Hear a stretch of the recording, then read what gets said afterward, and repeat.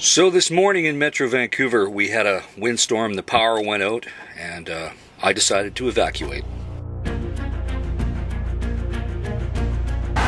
I've decided to evacuate and look at the Trans-Canada Freeway leaving Vancouver. It's totally backed up. So this is what we're contending with on the freeway.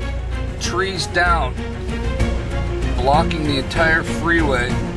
Hope I can get through this. Strong winds will persist throughout the afternoon. Here is Global News meteorologist Mark Madriga. Looks like the low pressure center is crossing central Vancouver Island right now, headed quickly for the Caribou region. Gusty winds to 100 kilometers an hour have been reported in parts of the Fraser Valley. Abbotsford specifically 102 kilometer an hour gust right at 12 noon. I do expect some of those winds anywhere from 80 to 100 k to hold in open areas of the lower mainland and especially over the water over the Strait of Georgia for the next several hours.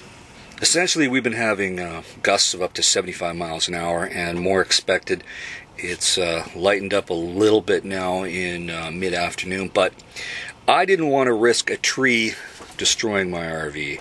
So I got the hell out of Dodge and moved where there were no trees. There's still wind, but there are no objects to destroy the RV, and I'm fully insured, but I don't need the hassle of that. So I abandoned my cars and just dumped all my tanks, loaded up, got my button gear in about 10-15 minutes, and got the hell out of town.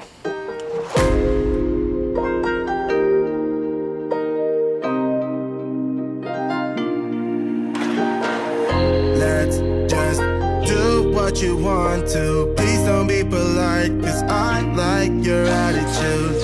Let's forget about a curfew, cause all that is stuck in my head.